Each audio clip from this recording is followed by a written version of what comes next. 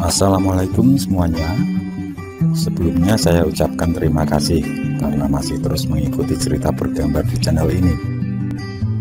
Dan untuk kawan-kawan yang belum subscribe ke channel ini, dukung saya ya. Klik tombol subscribe dan klik logo lonceng untuk bisa berlangganan gratis di video cerita bergambar selanjutnya. Oke, sebagai imbalannya kali ini saya akan coba menggambar sekaligus bercerita tentang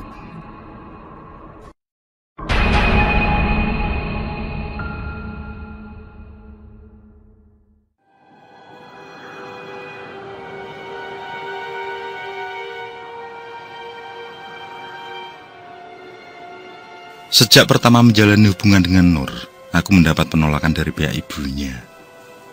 Meskipun begitu, aku terus melakukan pendekatan demi pendekatan. Berusaha semampuku demi meraih gadis pujaan. Pelan tapi pasti aku meyakinkan kalau niatku benar-benar serius dalam menjalani hubungan dengan Nur. Jika memang direstui, sesegera mungkin menuju jenjang pernikahan. Pada akhirnya, usahaku tidaklah sia-sia. Mimpi bersanding dengan Nur menjadi kenyataan. Semua setuju setelah beberapa bulan terakhir, aku menunjukkan keseriusan yang kujanjikan. Istriku sendiri adalah anak terakhir dari 8 bersaudara, yakni 4 laki-laki dan 4 perempuan. Sedangkan aku anak pertama dari 4 bersaudara. Adik pertamaku perempuan meninggal di usia yang masih kecil. Sedangkan adik kedua dan ketiga adalah laki-laki dan perempuan. Setelah kehilangan adik pertama, membuatku sangat menyayangi kedua adikku tersebut. Tidak pernah sekalipun aku memarahi mereka. Aku yang dulu sangat usil dengan adik pertama, merasa kehilangan dan tersadar betapa sangat berharga waktu untuk bersama. Setelah 2 bulan menikah dengan Nur, kami putuskan untuk hidup secara mandiri. Kami tidak ingin menyusahkan orang tua. Kami pun mengontrak rumah di pinggiran kota kecil. Semoga Tuhan memberi kemudahan untuk kita ya, Mas, ucap Nur, disusul sesungging senyum. Aku hanya mengamini ucapannya sambil membalas senyum manis itu.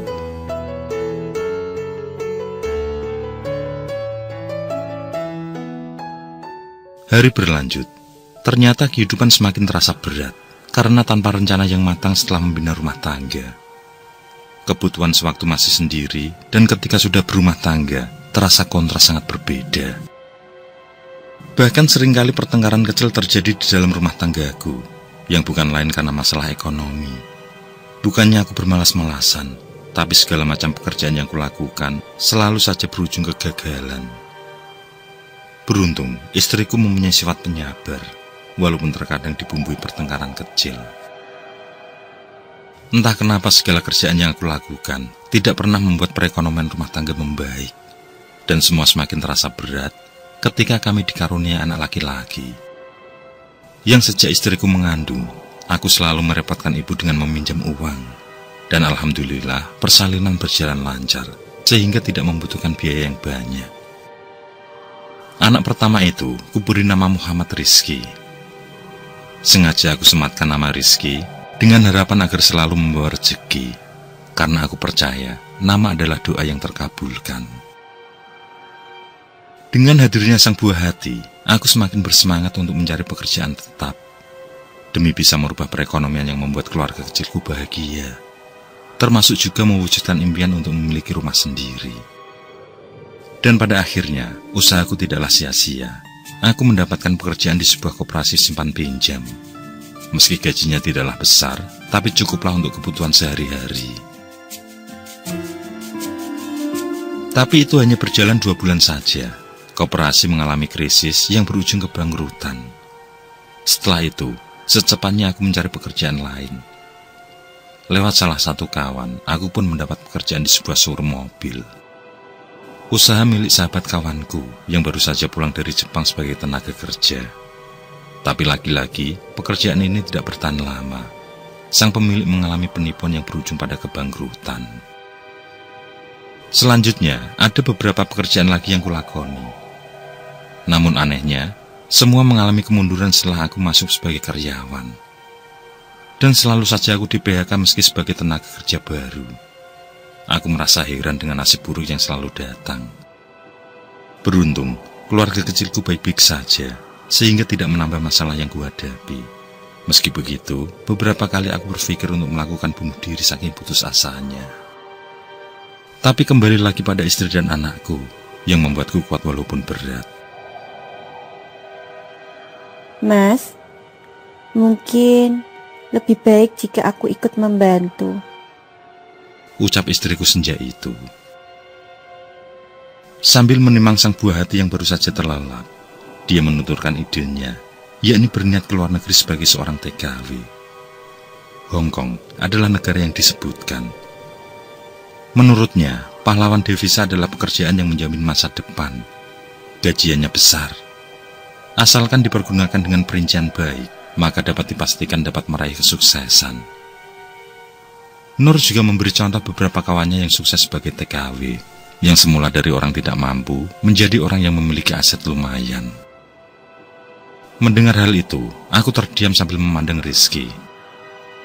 Aku teringat dengan janjiku sebelum menikah dulu, yang akan selalu membahagiakannya setiap waktu, termasuk janjiku pada keluarganya yang menentang hubungan kami. Bagaimana aku mempertanggungjawabkan hal ini jika keluarga Nur bertanya? Selain itu, aku juga mempertimbangkan tentang si buah hati. Aku tentulah belum sanggup mengasuh anak sekecil itu. Bermacam pikiran itu membuatku gamang. Bagaimana, Mas? Ucap Nur kalem. Sementara aku masih terdiam. Hingga setelah beberapa saat saling diam, barulah aku menemukan jawaban dari perbincangan senja itu. Aku memutuskan jika aku saja yang pergi meninggalkan tanah air. Obrolan pun terhenti ketika azan maghrib berkumandang.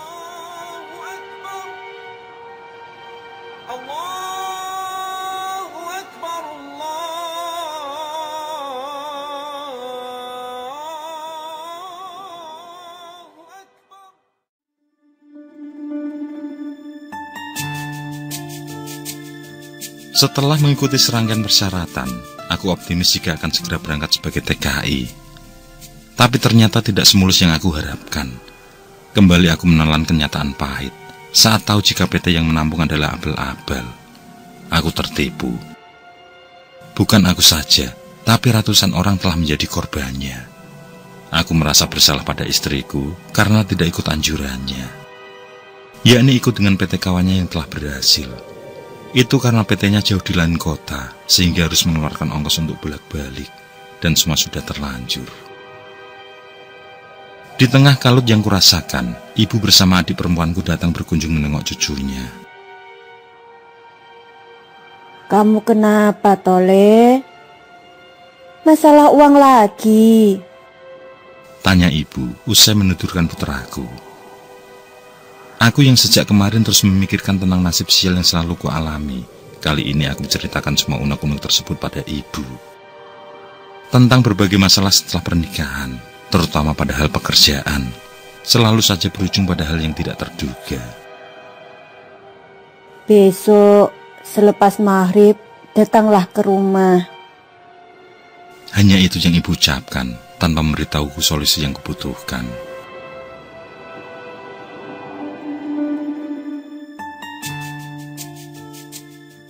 Selepas asar, aku sudah tiba di rumah orang tuaku. Dan ternyata, ibuku menyarankan untuk pergi ke orang pintar.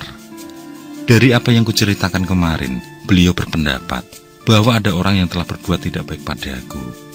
Bahkan sampai berdampak pada orang lain. Bahwasanya setiap tempat di mana aku bekerja, selalu mengalami keterpurukan sampai kebangkrutan. Dengan diantar ibu, selepas sholat maghrib, aku berangkat ke rumah Abah Rastim, orang pintar yang ibu maksud. Sepanjang perjalanan beliau menceritakan bahwa Abah Rastim adalah orang yang pernah menolong ayah dulu. Tepatnya saat ayah diguna-guna Anwar, yang tidak lain adalah mantan kekasih ibu dulu. Hal yang serupa juga dialami ayah kala itu, kesulitan dalam mencari pekerjaan karena dianggap pembawa sial. Mungkin dari kisah masa lalu itu, ibu bisa menebak apa yang kualami. Telah ada seseorang yang menurutnya membelokkan nasibku, sehingga dibutuhkan seorang perantara untuk kembali meluruskan. Dan kami berharap Abah Rastim adalah sosok yang tepat. Tibalah kami di sebuah rumah sederhana yang ternyata tidak seperti apa yang kubayangkan, yakni dipadati banyak tamu. Rumah itu sepi. Mungkin nama Abah Rastim belum dikenal banyak orang, atau memang sengaja tidak membuka praktek dan hanya menerima tamu orang tertentu saja. Ini putra sulungku, Mbah.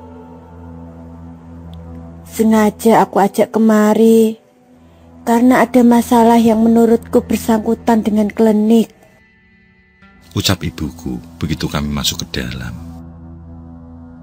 Sejenak aku dipandanginya, diikuti dengan mengepalkan tangan beberapa menit. Setelah itu, aku menceritakan permasalahan yang kualami. Belum selesai aku berkisah, diajaknya aku masuk ke sebuah kamar khusus. Aku pun mengikutinya, meninggalkan ibu sendirian. Aroma khas minyak saling bertabrakan di indera penciumanku, termasuk pula bau kemenyan yang sangat menyengat. Aku duduk bersila di lantai yang beralaskan tikar daun pandan. Berhadapan dengan Mbah Rastim, hanya terpisah dengan beberapa bahan sebagai ritual.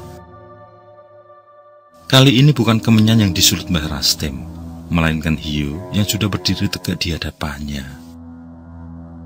Bertambah lagi aroma khas menyeruak masuk ke hidungku.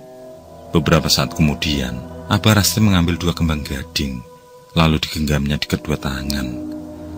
Dilanjutkan memejamkan mata, dan mulutnya komat kamit mengucapkan mantra-mantra tanpa bersuara. Aku hanya terdiam saja, mengikuti setiap proses. Kamu pernah berbuat salah seperti apa, sampai ada orang yang sesirkin terhadapmu? Dia rela menggadaikan segalanya, demi melihatmu menderita selama kamu masih berstatus kepala rumah tangga. Terkejut aku mendengar kata-kata Abah Rastim. Aku pun bertutur bahwa aku merasa tidak pernah berbuat jahat pada orang lain, yang bisa membuat orang lain syirik terhadapku. Mungkin ada kesalahan yang aku perbuat, tapi tidak aku sadari, Bah. Aku akan minta maaf jika tahu siapa orangnya, lanjutku. Abah Rastim menambahkan bahwa orang yang membuat keadaanku menjadi seperti ini bukanlah orang jauh, melainkan orang terdekat dari rumah kediaman istriku.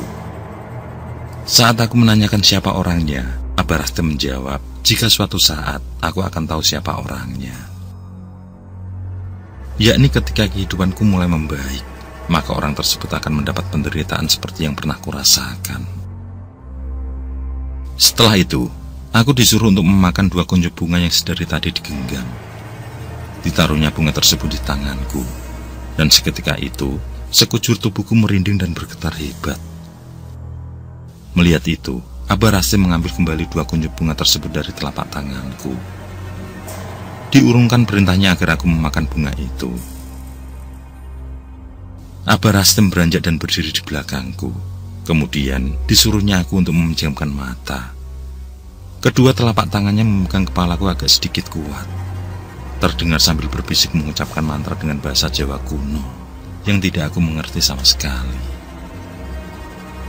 Selang beberapa menit, Abah Rastim menyuruhku untuk membuka mata secara perlahan. Aku ikuti perintah tersebut. Seketika aku terkaget bergidik ngeri saat melihat sosok makhluk tinggi besar dengan mata merah menyala. Sosok yang berada beberapa jengkal saja dari Abah Rastim begitu tajam menatap ke arahku. Secepat mungkin aku kembali pejamkan mata, disusul dengan suara Abah Rastim membisikkan kembali mantra kejawen. "Bukalah matamu, Nak," ucapnya kemudian. Aku pun membuka mata secara perlahan, dan sosok makhluk menyeramkan tadi sudah menghilang entah kemana. Abah Rastim kembali duduk di tempatnya. Beliau memberi penjelasan tentang sosok tersebut, bahwasanya sosok itulah yang mengikuti dan membuatku apes, bahkan mempengaruhi untuk bunuh diri di saat terpuruk. Sebelum keluar ruangan, Abah Rastim memberitahu satu hal lagi, bahwa untuk memudarkan pengaruh negatif yang makhluk itu tinggalkan padaku, maka aku harus lebih mempertebal iman, lebih giat beribadah, terutama sholat sunnah malam. Dan satu hal lagi, jika sedang melakukan pekerjaan, lalu mencium aroma kemenyan atau wewangian yang tidak biasa, maka sesegera aku harus menghentikan aktivitas.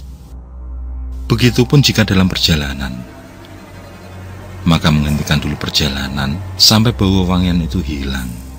Karena aroma wewangian yang muncul tiba-tiba menandakan bahwa menemui suatu kendala dan sesuatu yang tidak baik akan menghampiriku.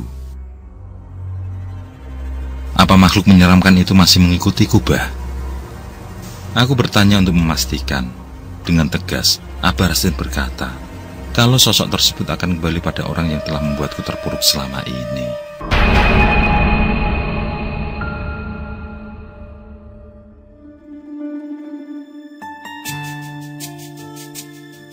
Aku sangat bersyukur, karena lewat perantara Abah Rastim, aku mulai merasa tenang dalam menjalani hidup. Aku juga mulai memperdalam ilmu agama, demi mempertebal imanku. Dan memang benar apa yang Abah Rastim katakan, bahwa setiap mencium aroma khas wewangian atau kemenyan, maka aku harus menghentikan aktivitas. Ada hal yang tidak baik terjadi. Yang selalu kuingat adalah, di suatu sore ketika akan membelikan susu anakku.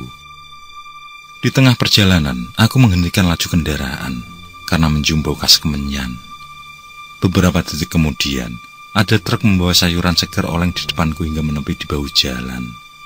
Jika aku tidak berhenti, dapat dipastikan berakibat buruk terhadapku.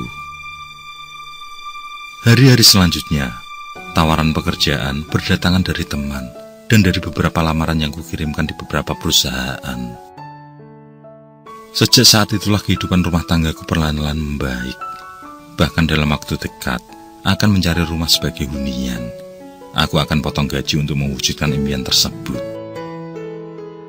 Di sisi lain, sesuai perkataan Abah Rastim tempo itu, orang terdekat dari rumah istriku perlahan kehidupan rumah tangganya berantakan. Perekonomian mereka yang dulu dibilang keluarga berada, perlahan terlilit banyak hutang. Sementara usaha apapun yang dirintis selalu berakhir gulung tikar. Dan sekarang mereka merantau ke negeri seberang. Dia adalah Kang Sindu, kakak keempat dari istriku. Sama sekali aku tidak menyangka orang yang Abah Rastim maksud adalah kakak dari istriku sendiri. Aku sendiri tidak tahu duduk permasalahan sebenarnya. Memang, terkadang ada kesalahan yang tidak kita sadari telah melukai hati seseorang, yang membuat mereka tega melakukan hal buruk terhadap kita. Apa yang ditanam, itulah yang dipetik. Mungkin ungkapan itu tepat disematkan pada kisah hidupku ini. Dengan pengalaman tersebut, aku selalu menjaga sikap dan kata-kata terhadap orang lain. Saling menghargai dan menghormati. Karena hal baik yang kita lakukan akan kembali pada kita. Begitupun sebaliknya.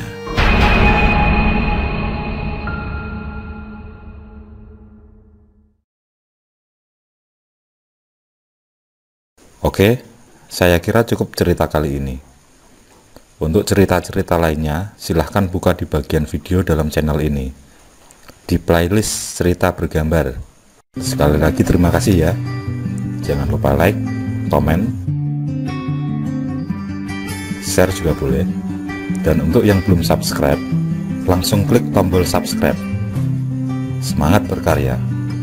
Akhirul kalam, wassalamualaikum warahmatullahi wabarakatuh.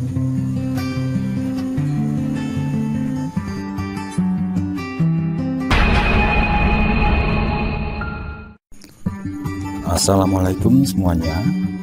Sebelumnya saya ucapkan terima kasih karena masih terus mengikuti cerita bergambar di channel ini.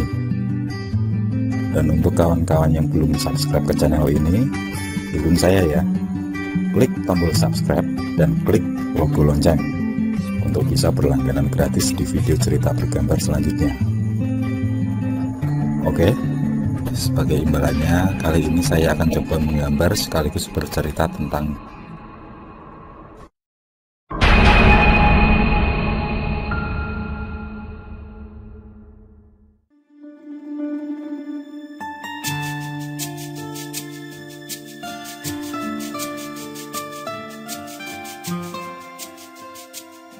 masa kuliah dulu. Aku punya satu teman dekat perempuan, namanya Dian. Kami beda kampus tapi satu angkatan. Ayah Dian adalah seorang pejabat di suatu bank daerah. Sebagai pejabat tinggi, beliau selalu berpindah-pindah tempat kerja, yang tentu saja rumah dinasnya juga ikut berpindah. Pada waktu itu, beliau baru saja mendapat tugas baru untuk memimpin salah satu kantor cabang, tepatnya cabang di kota Majalengka, salah satu kota kecil yang terletak di timur Jawa Barat. Bukan kota yang dilalui oleh jalur utama lintas Jawa, jadi cukup sepi kotanya. Besok datang lebih awal ya, Bri? Ucap Dian mengajakku.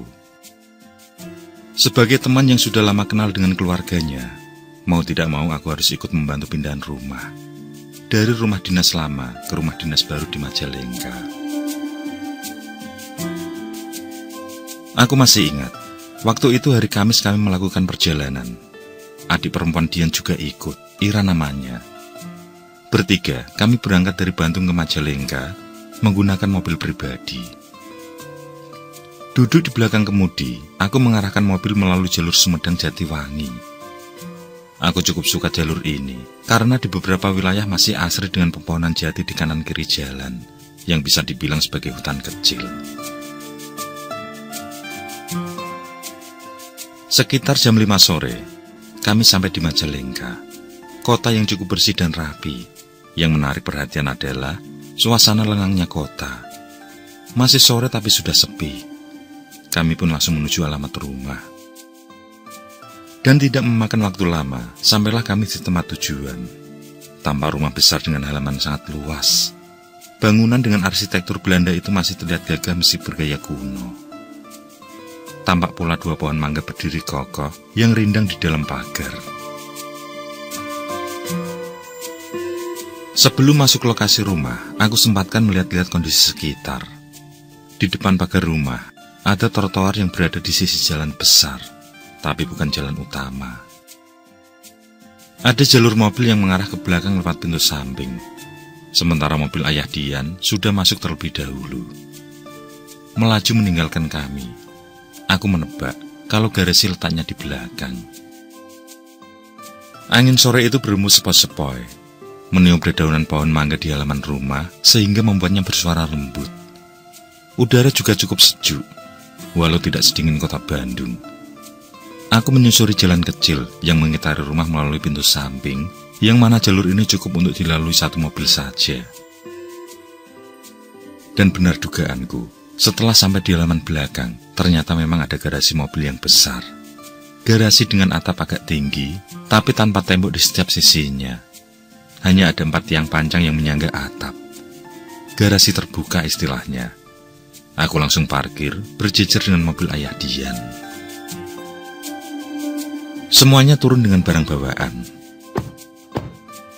Kamu tidak langsung masuk, Bri? Tanya Dian saat melihatku masih bengong. Dia menyuruhku agar beristirahat di dalam saja, namun aku pilih bersantai sejenak di sini. Menyuruh mereka meninggalkan barang bawaan yang berat untuk kubawakan nanti. Mereka pun bergegas masuk ke dalam rumah. Sambil melepas penat, mataku menyisir lokasi sekitar. Tepat di tengah halaman, kembali aku melihat ada pohon mangga besar dan rindang, membuat suasana sekitar menjadi gelap dengan bayangannya. Cukup lama aku menatap garasi belakang. Terlihat kondisinya kumuh tidak terawat. Debu tebal menyelimuti lantai, sedangkan lumut mulai merambah. Sepertinya rumah ini sudah lama tidak berpenghuni. Perasaanku menjadi tidak enak melihat hal itu. Auranya seram. Sejenak kemudian, aku menemukan hal yang lebih menarik perhatian. Ada kamar mandi di paling pojok belakang bangunan sebelah kanan. Kamar mandi ini kelihatannya jarang digunakan. Banyak sekali daun kering bertebaran di lantainya. Aku pun masuk ke dalam untuk sekedar mencuci muka. Dengan seksama, aku mengamati setiap bagian. Ruangannya cukup luas dengan desain model zaman dulu. Batu-batu alam menempel pada dindingnya. Termasuk bak mandi besar dengan kloset model jongkok. Sementara penerangan hanya bersumber dari lampu bolam kuning 5 watt, redup. Setelah selesai, aku melangkah keluar. Keanehan melihat rumah ini semakin bertambah ketika di sebelah kamar mandi aku melihat sebuah sumur tua. Hanya ada sumurnya saja, tidak ada tali dan ember yang bisa digunakan untuk mengambil air dari dalam. Lumut tipis menyelimuti tembok sekitar, sedangkan lubang sumur itu ditutup papan yang tebal dan lebar. Karena penasaran apakah masih ada air di dalam sumur, aku pun memindahkan papan penutup. Dengan sedikit menggeser, sumur pun terbuka. Seketika, nyamuk dan binatang kecil lainnya langsung berhamburan keluar. Hari yang sudah agak gelap menjelang malam, sehingga agak susah untuk melihat dasarnya. Dan ketika sedang fokus, tiba-tiba ada angin berhembus kencang dari dalam sumur menerpa wajah. Aku yang terkaget, secara refleks langsung mundur menjauh. Sangatlah mengherankan, bagaimana mungkin angin bisa muncul dari arah dalam sumur. Setelah sudah agak tenang, aku kembali mendekat, menutup lubangnya dengan papan seperti semula. Bri, kenapa muka kamu begitu? Kayak melihat hantu aja deh. Suara Dian membuatku terenyah. Oh, enggak apa-apa. Jawabku tergagap agak kebingungan. Dia langsung mengajakku masuk ke dalam rumah lewat pintu belakang.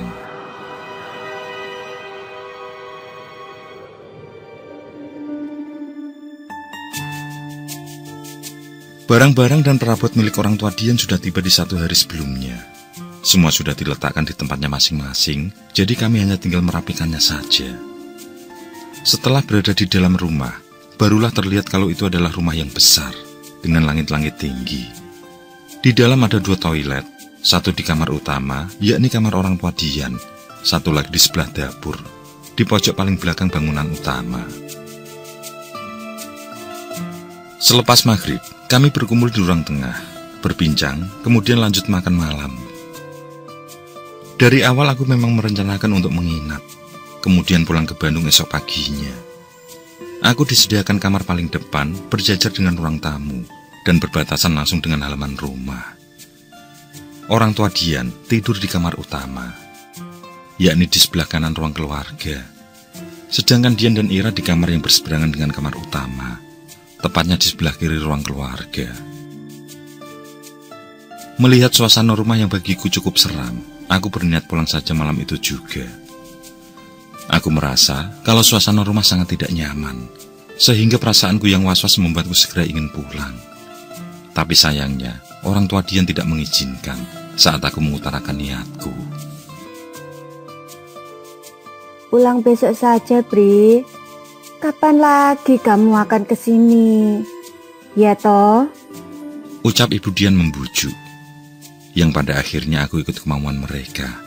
Toh hanya semalam saja, tapi perasaanku semakin kuat kalau ada yang aneh dengan rumah ini.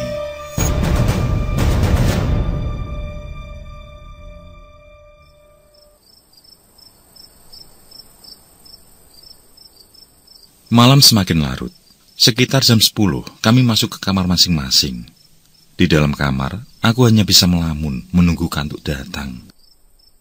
Tidak ada yang bisa kulakukan, karena hanya ada tempat tidur besar, meja kosong, dan lemari pakaian. Sepertinya malam ini akan panjang, gumamku dalam hati. Meskipun capek setelah berkendara, namun aku benar-benar tidak bisa tidur. Guling sana guling sini tidak jelas, kantuk tidak juga datang. Hingga tanpa terasa waktu sudah menunjukkan pukul 12:30 malam. Perasaanku menjadi semakin gelisah. Kamarku letaknya paling dekat dengan jalan raya di depan.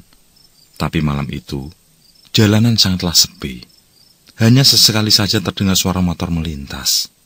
Aku berharap dugaanku salah tentang rumah ini. Tapi ternyata firasatku benar. Ada yang janggal dengan rumah dinas ini. Perasaanku semakin tidak karuan ketika sayup-sayup terdengar suara bayi yang sedang tertawa kecil. Padahal tidak ada bayi semenjak aku datang tadi. Saat aku dengarkan dengan seksama, sumber suara datangnya dari ruang tamu. Ruang yang terletak persis di depan kamar. Suara yang membuatku merinding itu semakin lama semakin jelas. Aku langsung duduk di pinggir tempat tidur, mencoba menajamkan pendengaran. Ternyata itu benar, suara tawa bayi. Aku hanya terdiam pada posisi, tidak berani membuka pintu untuk memastikan. Berulang kali mencoba mengabaikan, tapi tetap saja aku ketakutan. Pada titik inilah teror baru saja dimulai.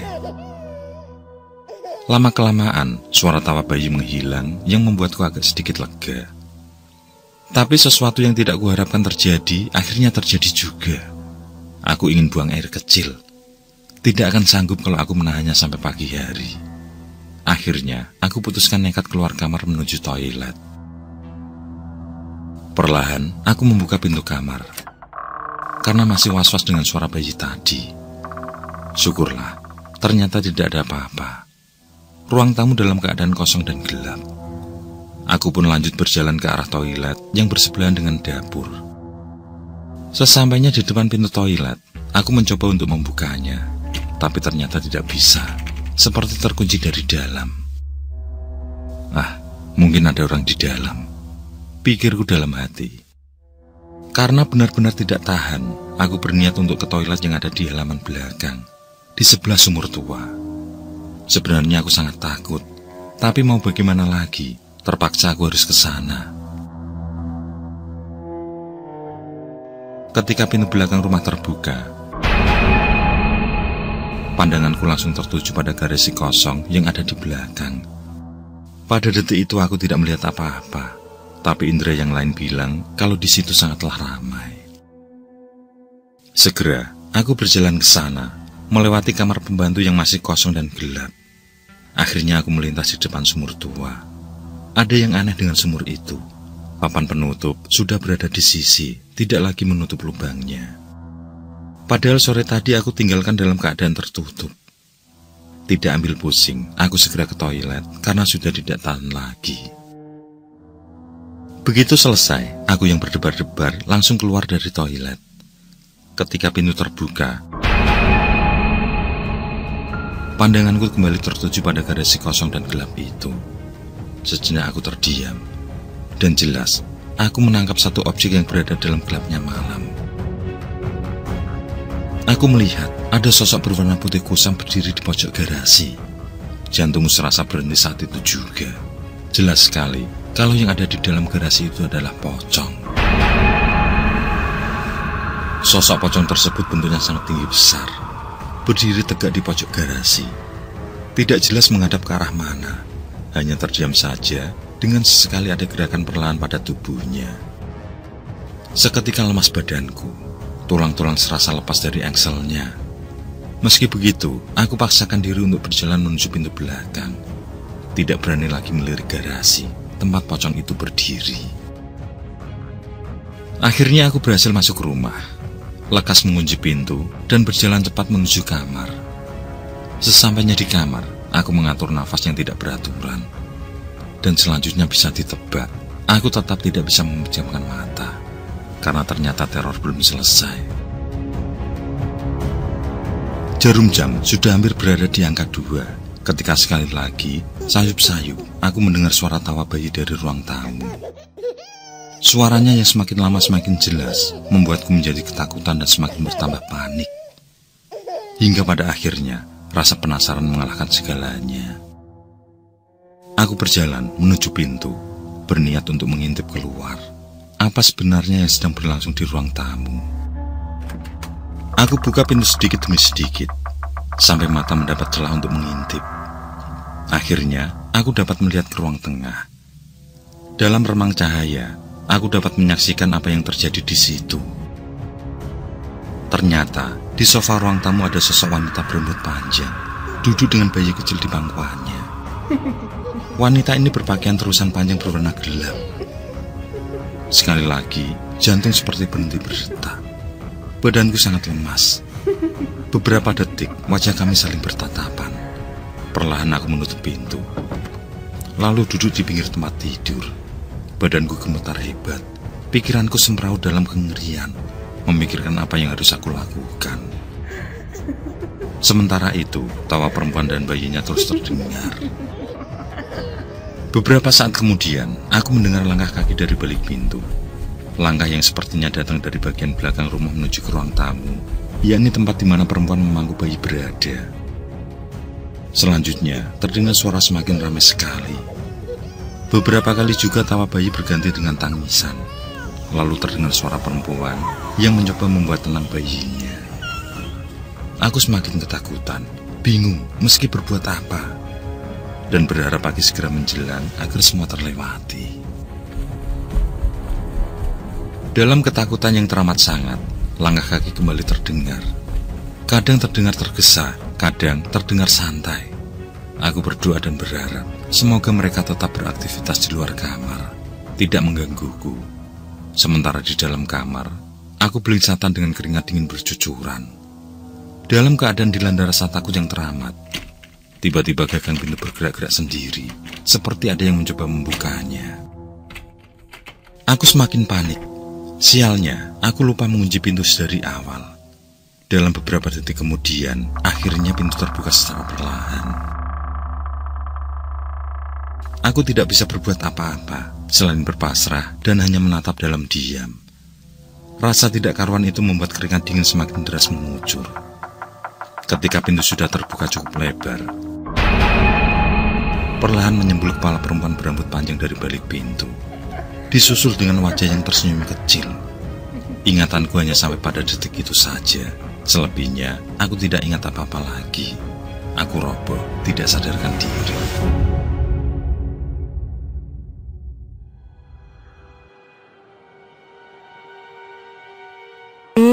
Bangun, Bri. Sholat subuh dulu. Barulah aku tersadar saat Dian membangunkanku untuk sholat subuh. Dengan gelagapan aku terbangun, lalu melihat keadaan sekitar kamar penuh kecemasan. Saat sadar betul dan semua dalam keadaan baik-baik saja, aku merasa bersyukur karena tidak terjadi apa-apa dengan diriku. Kamu kenapa, Bri? Kok aneh begitu? Tampaknya sikapku membuat Dian merasa ada yang ganjil. Dan aku tidak menceritakan kejadian yang aku alami malam tadi. Aku memilih bergegas bangkit, minum air putih, lalu segera sholat subuh.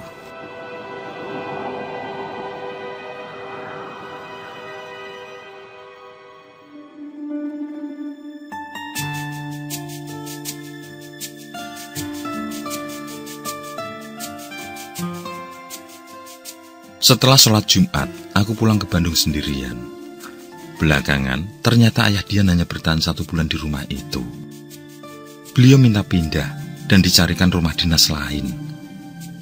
Setelah itu, aku baru cerita tentang kejadian yang pernah ku alami.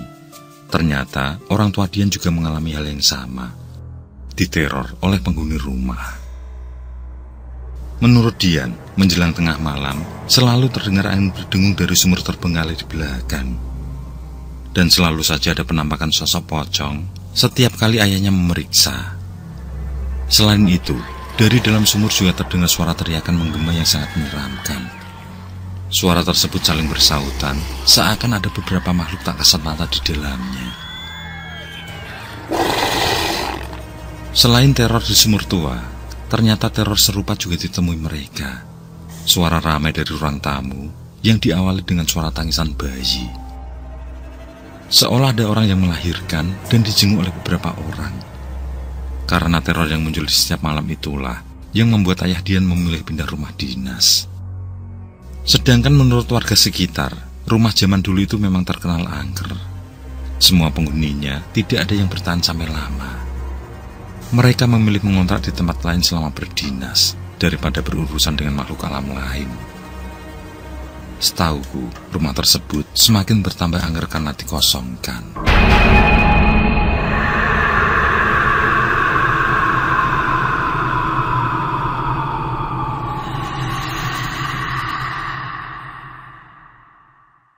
Oke, saya kira cukup cerita kali ini. Untuk cerita-cerita lainnya, silahkan buka di bagian video dalam channel ini, di playlist cerita bergambar. Sekali lagi terima kasih ya. Jangan lupa like, komen, share juga boleh. Dan untuk yang belum subscribe, langsung klik tombol subscribe. Semangat berkarya. Akhirul kalam, wassalamualaikum warahmatullahi wabarakatuh.